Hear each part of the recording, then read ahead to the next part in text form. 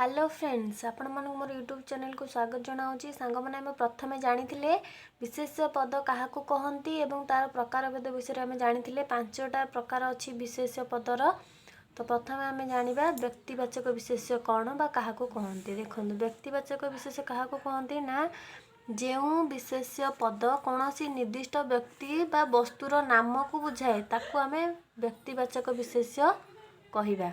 ठीक अच्छे माने जो विशेष पद गुड़िक एक व्यक्ति बा वस्तु जेकोसी व्यक्ति बा वस्तुर नाम को बुझेब ताको आम व्यक्तिवाचक विशेष्य बोली कही था। ठीक अच्छे तापर ये देखूँ ताको आम कौन कहवा व्यक्तिवाचक विशेष्य को मध्य संज्ञावाचक बा नामवाचक विशेष्य मध्य आम कहवा। ठीक अच्छे संज्ञावाचक बा नामवाचक विशेष्य मध्य कही जमीक आम पढ़ले जे व्यक्तिर नाम बा वस्तुर नाम को सूचाइले आम ताको व्यक्तिवाचक विशेष्य कहवा। जमीक देख व्यक्तिर नाम भितर जमी राम श्याम हरि एमती केते गुड़िए नाम अच्छी जोड़ी जदि नाम गुड़ाक थिबो ताहले सेटा मध्य गोटे व्यक्तिवाचक विशेष्य आम ताको कहवा।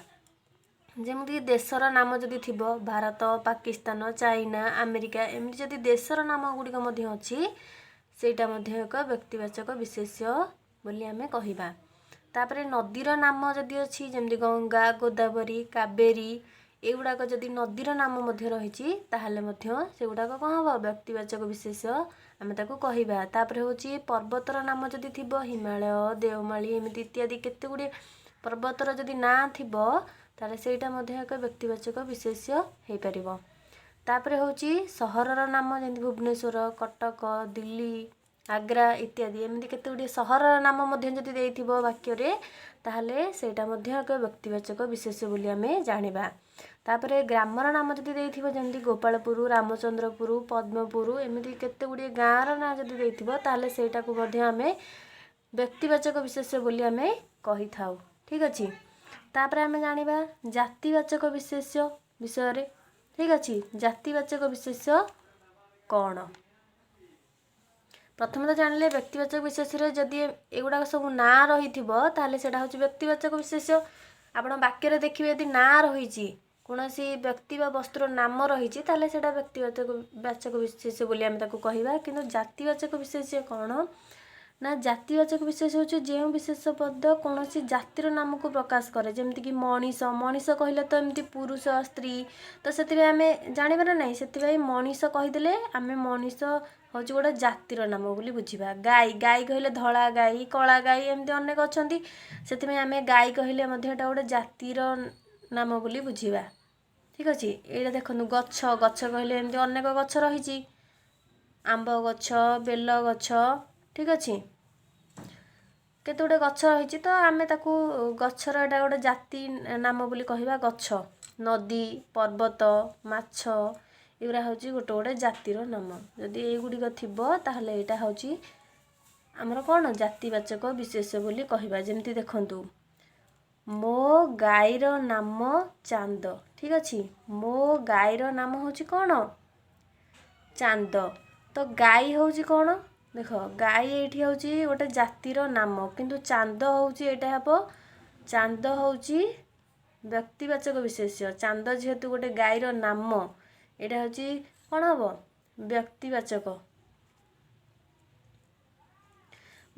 विशेष्य हम किंतु गाई जेहेतु ये अच्छी ये गाईटा हूँ कौन जातिवाचक। ठीक अच्छे गाईटा हूँ गोटे जातिवाचक विशेष्य बोली आम ताकू जानिबा। तापर देखंतु वस्तुवाचक विशेष्य कौन आम जानिबा। नेक्स्ट वस्तुवाचक विशेष्य होची जो पद गुड़िक कौन सी पदार्थ बा वस्तुर नाम को बुझाए ताको वस्तुवाचक विशेष्य बोली आम कहवा। जो पद गुड़िक कौन सी पदार्थ बा वस्तुर नाम को बुझेब। ठीक अच्छे जमीक कि बाली माटी पत्थर सुना रूपा तंबा काठ। ठीक अच्छे यहीगुड़ाक हूँ कौन गोटे गोटे पदार्थ बा वस्तुर नाम बाली माटी पत्थर सुना रूपा काठ एगुड़ा सब हूँ गोटे गोटे वस्तु बा पदार्थर नाम तेणुक आपको आम कौन कहवा वस्तुवाचक विशेष्य बोली कहवा। जमीक कि सुना हार कागज बही काठ कबाट। ठीक अच्छे तो ये वस्तुवाचक विशेष आम क्या कहवा ସୁନା ହେଉଛି ଆମର କ'ଣ? ସୁନା ହେଉଛି ଆମର ବସ୍ତୁବାଚକ ଆଉ ହାର ହେଉଛି ଆମର ଜାତିବାଚକ। ହାର ଜାତିରେ ଆମର ସୁନା ହାର, ରୂପା ହାର ଏମିତି ହେଇପାରେ, ତ ଏଇଟା ଗୋଟେ ଜାତିରେ ଯାଉଛି ହାର, ତେଣୁକରି ଏଇଟା ଜାତିବାଚକ ହେବ। କିନ୍ତୁ ସୁନା ହେଉଛି ଗୋଟେ ବସ୍ତୁବାଚକ। କାଗଜ, ବହି, ଠିକ୍ ଅଛି, ବହି ହେଉଛି ଗୋଟେ ଜାତି, ବହିରେ ମଧ୍ୟ କେତେ ପ୍ରକାର ବହି ଅଛି, ସେଥିପାଇଁ ଏଇଟା ହେଉଛି ଜାତିବାଚକ ଆଉ କାଗଜ ହେଉଛି ବସ୍ତୁବାଚକ। କାଠ, କବାଟ, କବାଟ ହେଉଛି ଆମର ଜାତିବାଚକ ଆଉ କାଠ ହେଉଛି ଆମର ବସ୍ତୁବାଚକ। ଠିକ୍ ଅଛି, ବୁଝିପାରିଲ ତ? କିନ୍ତୁ ଯଦି ଦେଖନ୍ତୁ, ଆମେ ଦେଖନ୍ତୁ ସୁନା ହାର, ଆମେ ହାରଟାକୁ ଯଦି ଭାଙ୍ଗିଦେବା, ଖଣ୍ଡ ଖଣ୍ଡ ଖଣ୍ଡ ଖଣ୍ଡ କରିଦେବା, ତାହେଲେ ହାରକୁ ଖଣ୍ଡ ଖଣ୍ଡ କରିଦେଲେ କ'ଣ ହେଇଯିବ? ସେଇଟାକୁ ସୁନା ଖଣ୍ଡ ବୋଲି କୁହାଯିବ ବା ସେଇଟା ସୁନା ହେଇଯିବ। କିନ୍ତୁ ଆମେ ସୁନାକୁ ଯେତେ ଖଣ୍ଡ ଖଣ୍ଡ କଲେ ମଧ୍ୟ ସେ ସୁନାଟା ସୁନା ହିଁ ରହିବ। ଠିକ୍ ଅଛି, ତ ଯଦି ଆମେ କୌଣସି ଏକ ଦେଖ ପଦାର୍ଥକୁ ଆମେ ଖଣ୍ଡ ଖଣ୍ଡ କରିଦେବା, ଦେଖ ହାରକୁ ମନେକର ଆମେ ଖଣ୍ଡ ଖଣ୍ଡ କରିଦେବା, ସେ ସେଇ ମୂଳ ବସ୍ତୁର ନାମକୁ ହିଁ ବୁଝେଇବ। ଯେମିତିକି ହାରକୁ ଖଣ୍ଡ ଖଣ୍ଡ କରିଦେଲେ ମଧ୍ୟ ସେଇଟା ସୁନାକୁ ହିଁ ବୁଝେଇବ। କିନ୍ତୁ ଯଦି ଆମେ ବସ୍ତୁକୁ ଖଣ୍ଡ ଖଣ୍ଡ କରିଦେବା, ତାହେଲେ ସେଇଟା କେବେ ବି ବିଖଣ୍ଡିତ ହେବ ନାହିଁ, ସେଇ ସେମ୍ ନେମ୍ ହିଁ ରହିବ। ଠିକ୍ ଅଛି, ବୁଝିପାରିଲ ତ? ବସ୍ତୁବାଚକ ବିଶେଷ୍ୟ କ'ଣ ବୁଝିପାରିଲ ତ କ୍ଲିଅର ଭାବରେ? ତାପରେ ଆମେ ଜାଣିବା, ଦେଖ ନେକ୍ସଟ ହେଉଛି ଆମର ଗୁଣବାଚକ ବିଶେଷ୍ୟ କ'ଣ? ଗୁଣବାଚକ ବିଶେଷ୍ୟ କ'ଣ ଆମେ ଜାଣିବା। ଦେଖ, ଯେଉଁ ପଦ ଗୁଡ଼ିକ କୌଣସି ଗୁଣର ନାମକୁ ବୁଝାଏ ସେଗୁଡ଼ିକୁ ଆମେ କ'ଣ କହିବା? ଗୁଣବାଚକ କହିବା। ଯେମିତିକି ସାଧୁତା, ନେତୃତ୍ୱତା, ମମତା, ଶୈଶବ, ବନ୍ଧୁତା, ଦୁଃଖ, ସୁଖ ଇତ୍ୟାଦି। ଏଗୁଡ଼ାକ ସବୁ କ'ଣ? ଏଗୁଡ଼ା ହେଉଛି ଗୋଟେ ଗୋଟେ ଗୁଣ। ମାନେ ଏ ଯେଉଁ ଗୁଣ ଥାଏ ତାକୁ ଆମେ ସ୍ପର୍ଶ କରିପାରିବା ନାହିଁ କି ଛୁଇଁ ପାରିବା ନାହିଁ, କେବଳ ଅନୁଭବ କରିପାରିବା। ଅନୁଭବ କରିପାରିବା। ଠିକ୍ ଅଛି, କେବଳ ଅନୁଭବ ଆମେ ତାକୁ କରିପାରିବା।